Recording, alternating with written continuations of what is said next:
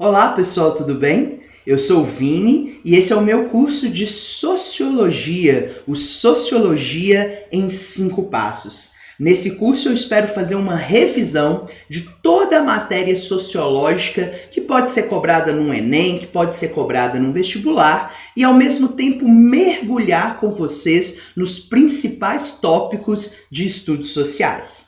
Então sejam bem-vindos. É com muita alegria que eu criei esse curso para vocês. Espero que vocês gostem bastante, porque nós vamos viajar nos principais pensamentos e pensadores que fomentaram os estudos sociológicos. Combinado?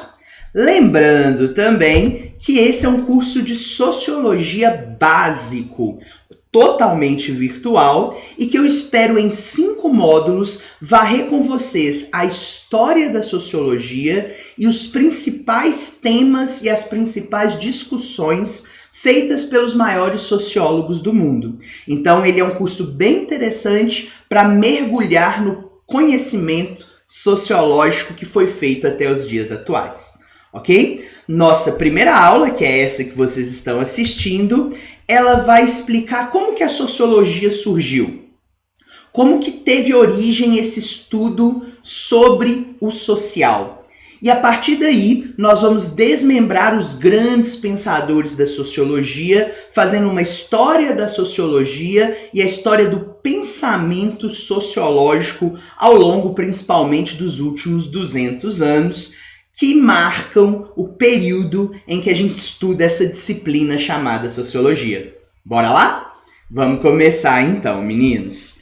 Galera, fazer uma introdução sociológica para vocês é primeiramente relembrar que a sociologia marca o estudo do ser humano. O estudo do ser humano e as suas relações. Que em um nível macroscópico, a gente pode até chamar de relações socioculturais.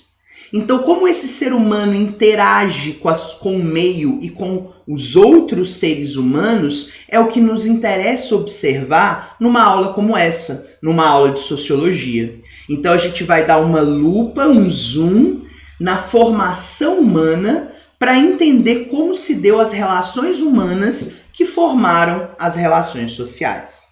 E para fazer isso, para dar esse zoom, para dar essa lupa na sociologia, eu queria contar para vocês primeiro que a gente pode ter 2 olhares sobre a formação sociológica. A gente pode ter uma visão eurocêntrica de como a sociologia surgiu e a gente pode ter uma visão decolonial, sem a lógica eurocêntrica, sem a lógica colonizadora de como a sociologia surgiu. Na visão eurocêntrica, que é aquela mais tradicional, que os vestibulares mais tradicionais cobram, a sociologia ela é um estudo metodológico nascido na Europa a partir do século XIX. Então, numa visão eurocêntrica, a sociologia é extremamente recente. Ela nasceu nos últimos 150, 200 anos. E só nesse período ela fez o estudo metodológico que nos permite chamar essa matéria de sociologia. Mas como eu disse, essa é uma visão eurocêntrica. Ela trabalha com essa lógica de que a Europa criou tudo. Se a gente conseguir, num país como o Brasil, isso é um importante exercício sociológico, quebrar essa visão eurocêntrica, se a gente mergulhar numa visão não pela lógica colonizadora que coloca o europeu como centro de tudo, o que nós chamamos de visão decolonial, a gente observa que o estudo social ele é realizado por vários povos ao longo dos séculos. De maneira que não se dá para precisar o início do estudo sociológico. Como disciplina metodológica dentro da ciência, a gente pode dizer que ela é europeia. Mas como estudo social, isso não faz sentido. Então eu vou tentar mostrar para vocês como que a sociologia surgiu dentro desses 2 conceitos. Tanto na visão eurocêntrica quanto na visão decolonial. Porque aí você vai conseguir lidar bem num vestibular, numa prova, ou até mesmo para o discernimento da sua própria mente, qual desses aspectos você prefere seguir. Combinado? Bom, primeiro começando por uma visão eurocêntrica. Na visão europeia, a sociologia é derivada de 3 grandes revoluções que aconteceram ao longo dos séculos XVIII e XIX no contexto europeu. Primeiramente, obviamente, a mais importante na visão europeia para o surgimento da sociologia está a Revolução Industrial. Então, a Revolução Industrial, ela marca o processo de êxodo rural do europeu para a cidade.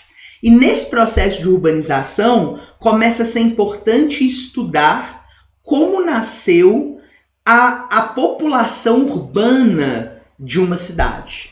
E quais são as relações que essa população urbana faz. Então a sociologia é diretamente derivada das consequências da Revolução Industrial. Os pensadores clássicos da sociologia que nós vamos estudar numa aula posterior, eles todos vão tentar compreender os benefícios ou malefícios da Revolução Industrial. Uma segunda coisa importante é que a sociologia deriva da Revolução Científica. Como eu disse para vocês, a sociologia num viés europeu precisa de método. E quem diz que para estudar algo tem que ter método é a ciência. É a ciência de Galileu, é a ciência moderna de Francis Bacon. Então, se não houvesse no século XVII a Revolução Científica, não faria sentido a gente falar de um estudo sociológico. Então, a criação do método científico, principalmente por Galileu e Bacon, colaboram para o surgimento da sociologia na visão eurocêntrica.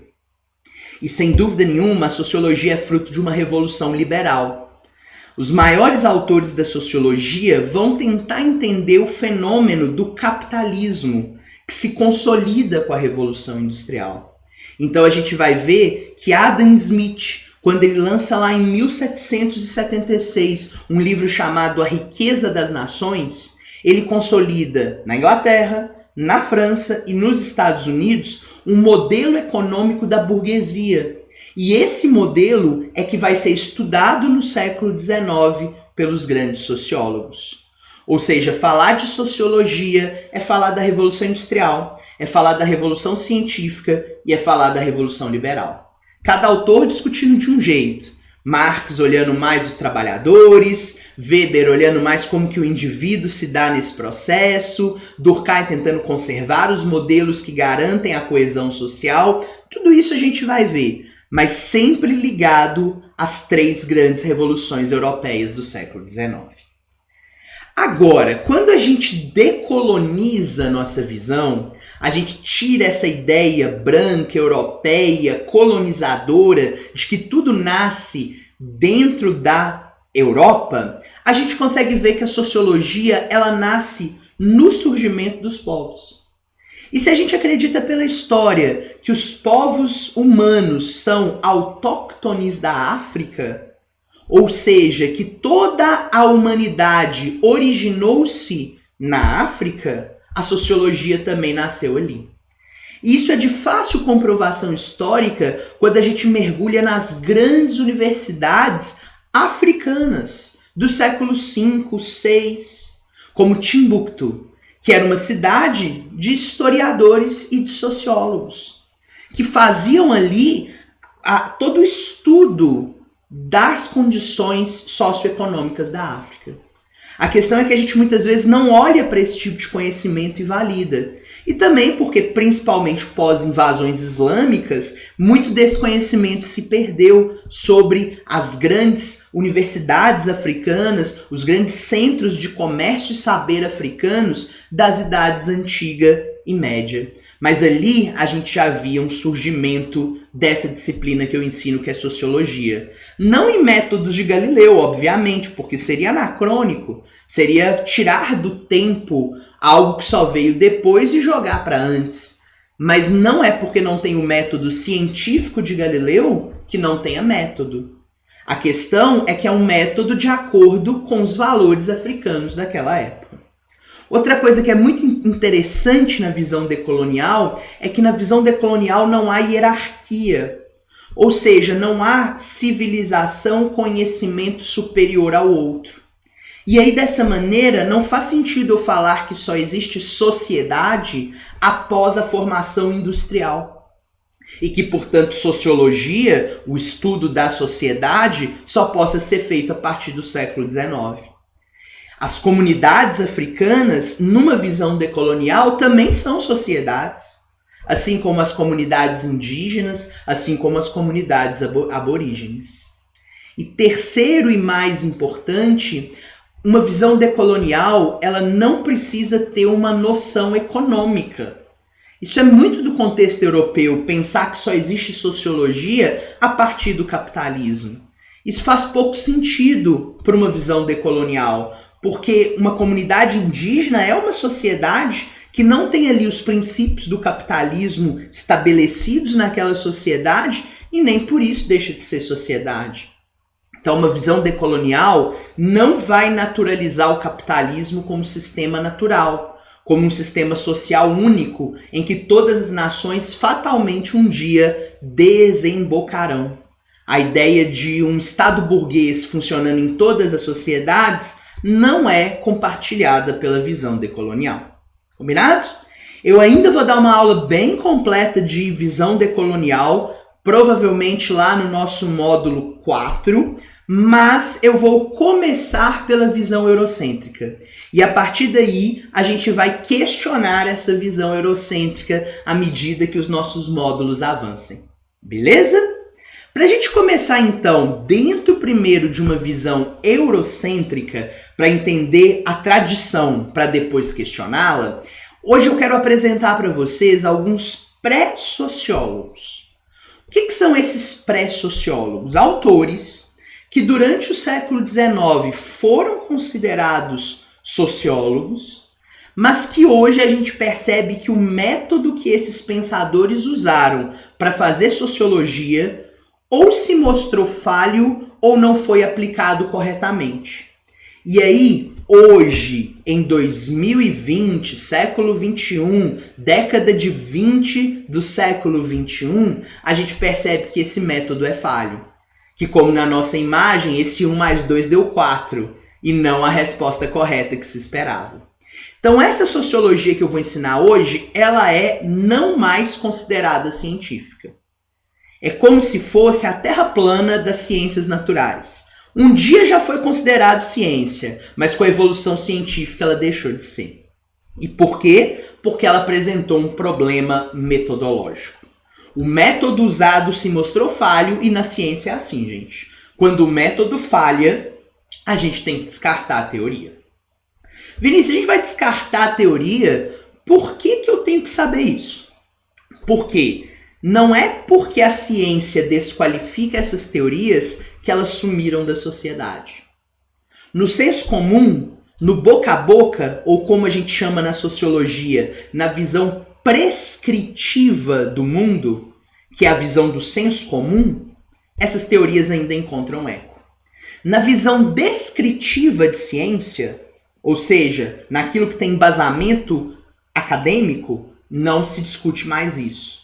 Mas encontra eco, ainda tem esse barulho das teorias que eu vou ensinar agora nos bares, nos restaurantes, nas conversas de boteco.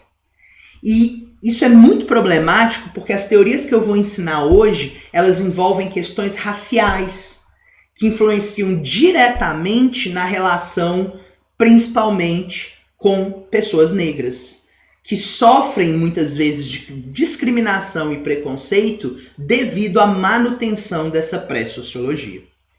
E aí, para vocês entenderem, a primeira pré-sociologia que surgiu lá em meados do século XIX e que hoje não é mais considerada uma sociologia científica é o evolucionismo cultural. A teoria criada por um britânico chamado Taylor, Edward Taylor, que pressupôs um conceito que ainda é muito presente na vida das pessoas, o conceito de civilização. Taylor, ele quer separar na modernidade os países e nações que já alcançaram o estado de civilização daqueles países que ainda estão no nível do que ele chama de cultura, um nível primitivo de sociedade. E é óbvio que aqueles países que atingiram a civilização foram os países europeus de cultura branca, ocidental, que já passaram pela Revolução Industrial e na escala de evolução já atingiram o ápice social. Enquanto isso, povos negros, povos indígenas não são civilizados, são primitivos. Mas na ideia do Taylor, eles podem se tornar civilizados se eles caminharem na escalada que o homem branco caminhou. Então, o evolucionismo cultural, ele pressupõe que todas as culturas têm o mesmo destino, chegar ao ápice da evolução, que é a cultura civilizada pós-revolução industrial. Isso foi muito importante para aquele processo que você estuda na história chamado de neocolonização. O processo do europeu ter conquistado a África no século XIX com a missão até civilizatória de ajudar aquele homem negro a desenvolver sua cultura primitiva. Negro que tem um problema mais difícil de ser desenvolvido do que o indígena para Taylor e os homens da missão civilizatória, porque o negro é filho de Cã. Então, na tradição bíblica, religiosa, cultural europeia, o negro é descendente do filho que traiu de alguma maneira Noé, Cã. O terceiro filho de Noé que foi rebelde, não quis entrar na barca, não quis entrar com os animaizinhos de 2 em 2 na arca. E quando o dilúvio passou, Noé expulsa Cã da sua família divina e ele migra para terras inferiores, que as leituras bíblicas na modernidade, na medievalidade, associaram que essa história acontecia no Oriente Médio e que as terras para onde Cã migrou havia sido a África. E o filho de Noé tem uma marca, que é a cor de pele negra. Então o negro, ele é duplamente inferior. Ele é inferior do ponto de vista cultural, mas para esses homens ele também é inferior do ponto de vista religioso. Ele sofre da maldição de Cã, porque todo negro é filho do descendente rebelde de Noé. Tanto que tem um quadro lindo do Debré chamado A Redenção de Cã, que mostra uma senhora negra agradecendo porque a neta dela, através dos processos de miscigenação no Brasil, já tinha nascido mais branca. E com isso, ela tinha purificado e a maldição de Cã tinha saído da cor da pele do seu corpo. Essa ideia leva a principalmente um industrial do século XIX chamado Kipling a pensar um termo que talvez você já ouviu falar, que é o fardo do homem branco. O homem branco que já está numa escala superior, ele precisa de alguma maneira auxiliar esse homem negro e isso pesa ao homem branco. Por isso que Kipling leva suas indústrias têxteis para a África e cria esse poema chamado Fardo do Homem Branco.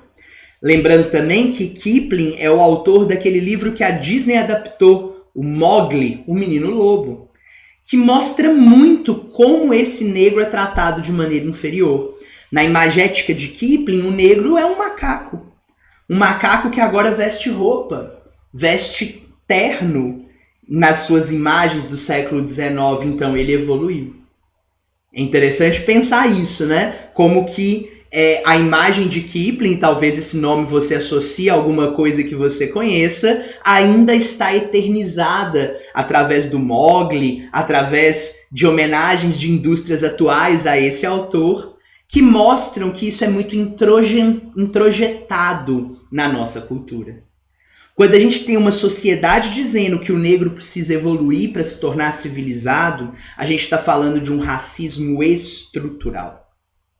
Um racismo que está presente nas estruturas da sociedade. E que hoje, 200 anos, 150 anos depois dessas teorias criadas, ainda influenciam no tratamento e nas relações entre pessoas brancas e negras. A questão é que o evolucionismo cultural, em algum nível, ainda é simples. Porque a situação fica um pouquinho mais complexa quando entra em cena o Spencer com o seu darwinismo social. Porque o darwinismo social é uma teoria que vai levar para o nível biológico a inferioridade negra que lá no Taylor e no Kipling estavam apenas em nível cultural.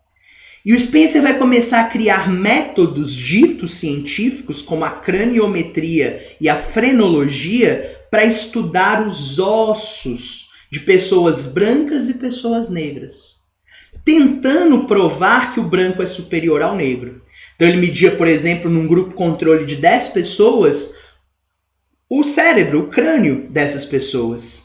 E às vezes ele achava um resultado de que o crânio do branco era 1 centímetro maior que o do negro. Ele falava, tá vendo? O branco é superior ao negro. A questão é que às vezes o resultado não batia.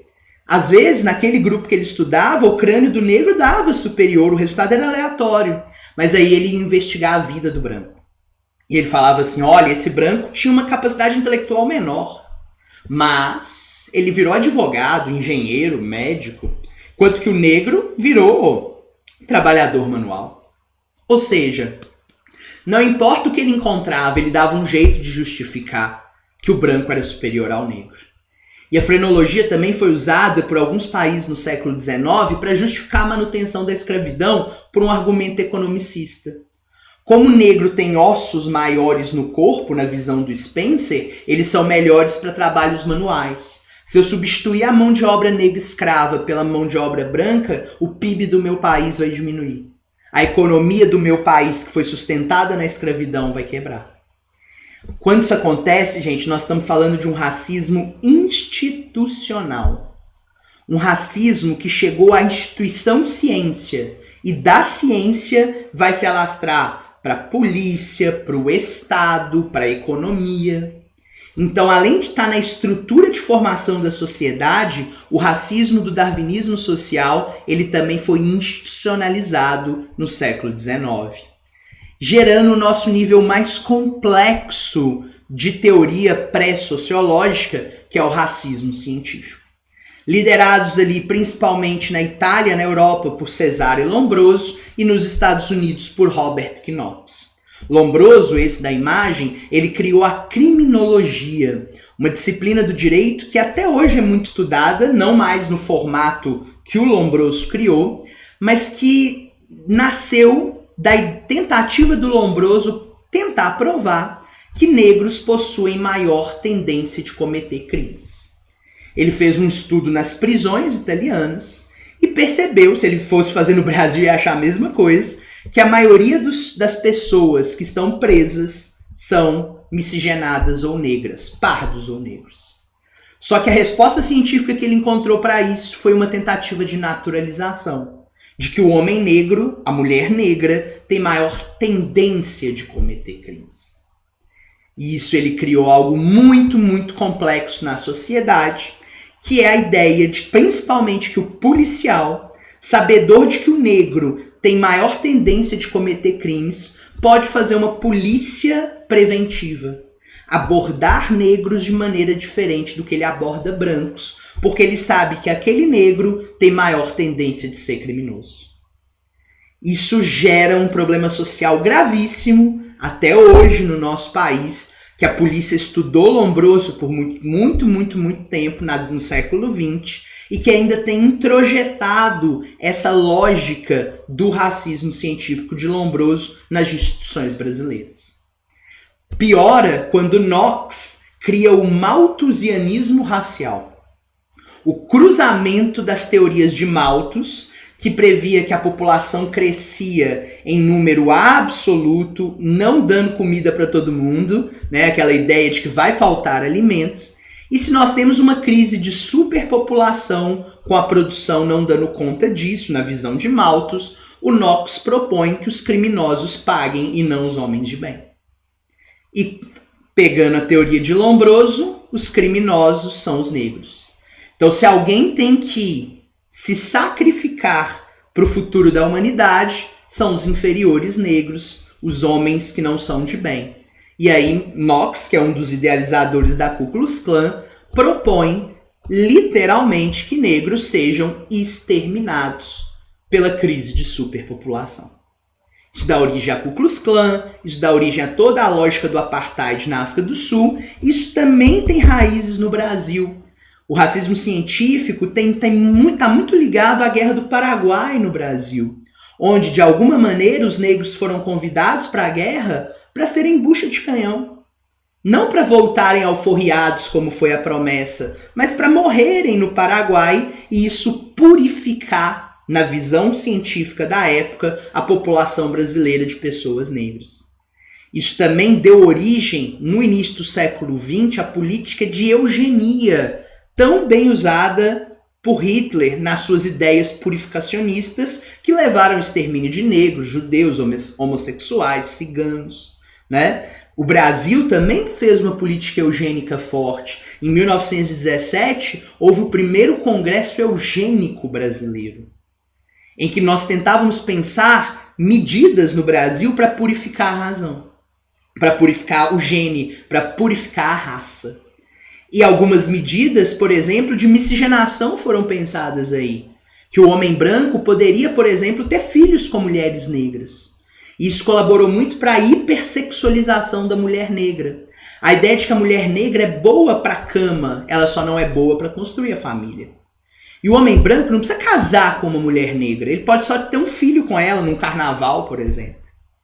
Isso era medida pública brasileira pensada no Congresso Eugênico de 1917 para purificar a raça brasileira. Só lembrando que o presidente do primeiro Congresso Eugênico Brasileiro talvez você conheça. É Monteiro Lobato. E é por isso que muita gente questiona os livros de Monteiro Lobato, porque ele era um eugenista declarado. Até no mais famoso deles, O Sítio do Pica-Pau Amarelo, se você observar bem, os personagens negros são todos inferiorizados.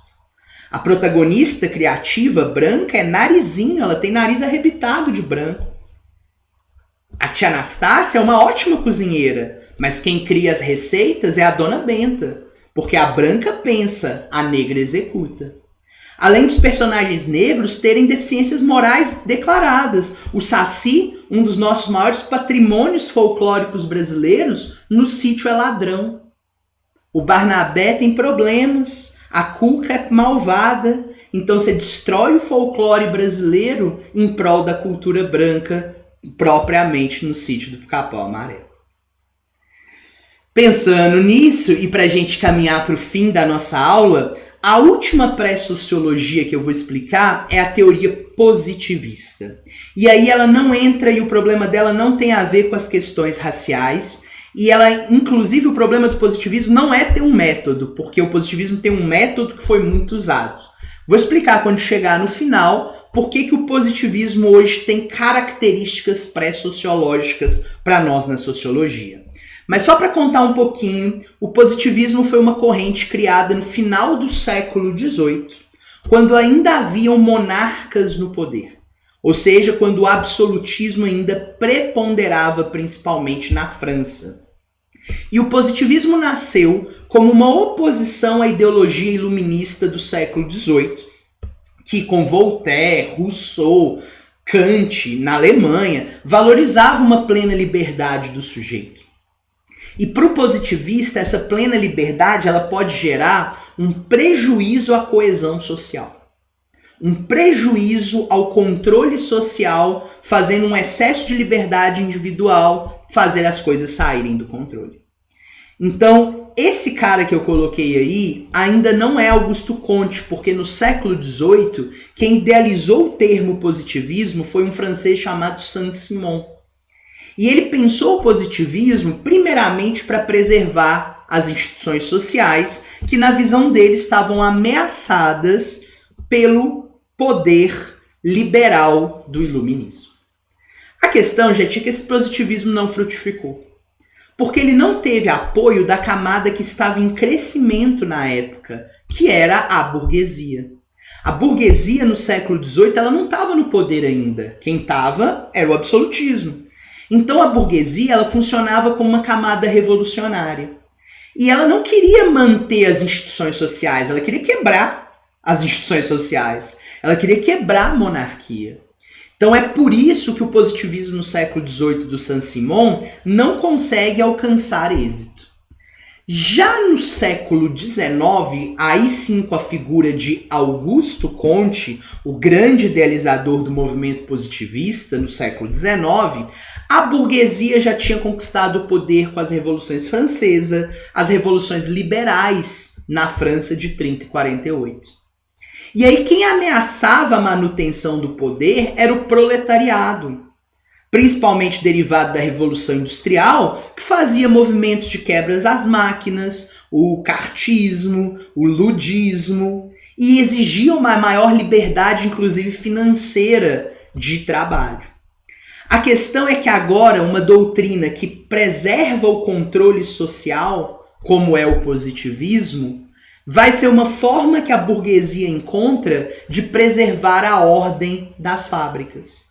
Lembrando que Comte vai idealizar a ideia do ordem e progresso. E a burguesia agora vai falar assim, olha, isso é interessante. Quanto menos balbúrdia, quanto mais ordem, mais eu vou lucrar. Porque mais progresso eu vou ter com a minha produção nas fábricas. E aí a burguesia, que era uma camada revolucionária que negou o positivismo no século XVIII, no século XIX começa a se tornar uma camada conservadora para se manter no poder. E com forte apoio da burguesia, o positivismo, a lógica de ordem e progresso que encampa a bandeira brasileira, começa a fazer sucesso no século XIX, principalmente para segurar o desejo do proletariado de continuar o processo revolucionário iniciado pela burguesia no século XVIII. Isso até do ponto de vista capitalista acontece, porque a burguesia, que no século XVIII seguia os ideais liberais de Adam Smith, no século XIX cria o capitalismo monopolista, a formação de trustes, holdings, cartéis, como vocês estudam na história e na geografia, que visam anular a liberalidade do comércio defendida por Adam Smith. Nesse contexto, meninos, o Augusto Comte cria uma metodologia positivista. Então, o Comte não está aqui na pré-sociologia igual aos outros por ter uma metodologia falha. Ele criou uma metodologia muito simples, que fazer estudo social deveria ser igual fazer estudo das ciências naturais. A gente deveria estudar a sociedade como se estuda na física o fenômeno da gravidade, encontrando as leis universais que geram a sociedade. E nesse sentido, ele vai trabalhar com dois conceitos básicos de um sociólogo positivista. O sociólogo deve ser neutro e imparcial. O pesquisador social deve se manter distante do objeto de análise. Então, para o Comte, ele não deve se envolver com o que ele analisa. E ele deve ser imparcial. Ele não deve assumir juízo de valor. Ele deve apenas observar o que ele faz. Isso é uma metodologia sociológica que pode ser usada até os dias atuais. Nos dias atuais a gente vê muitas pessoas defendendo esse tipo de metodologia positivista. Isso não é um problema em si, mas o grande problema é que o Comte não conseguiu aplicar a neutralidade e a imparcialidade nos seus próprios estudos. E aí quando ele criou a teoria positivista, chamada de teoria dos três estados, ele não foi nem neutro, nem imparcial. Ele percebeu, na sua visão, de que as sociedades evoluem por três estágios, onde a fase teológica representa a inferioridade, a fase metafísica, um nível mediano, e a fase científica, o superior que uma sociedade pode alcançar. Então ele vai dizer que, quando nós estávamos, por exemplo, enquanto humanidade na Grécia Antiga, baseado em mitos, na abstração, aquela é uma sociedade inferior. Quando nós estávamos baseados na matemática, na lógica, na modernidade, a gente estava na metafísica, no além do físico, mas já melhor do que no mito. Mas agora, na Revolução Industrial, que a gente consegue concretizar o conhecimento através da ciência experimental, colocar no laboratório, a gente está na fase positiva científica superior. O problema é que se ele classificou as sociedades em inferiores e superiores, de alguma maneira ele está fazendo um juízo de valor. Ele está perdendo a imparcialidade.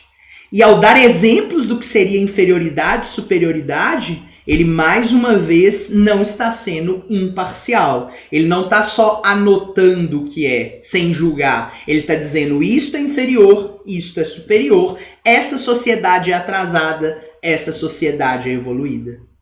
Então a teoria dos 3 estados, Comte repete a lógica do evolucionismo cultural, que estava presente no século XIX. Ele é um homem do seu tempo, mas de alguma maneira vai contra a metodologia que o próprio Comte defendeu. Por isso que a gente vai dizer que a sociologia conservadora nasce não com Comte, mas com rigor metodológico sendo cumprido à risca com Durkheim. Durkheim é que vai pegar o método positivista e aplicá-lo seguindo as regras da neutralidade e da imparcialidade proposta por Augusto Comte. Mas aí, para falar de Durkheim, nós temos que falar de Weber, de Marx, e isso é assunto para uma próxima aula. Valeu aqui, gente, muito obrigado. Acompanhe os novos módulos, nós temos muitas discussões para fazer ainda, ok? Valeu, qualquer coisa é só falar. Muito obrigado. Tchau, tchau.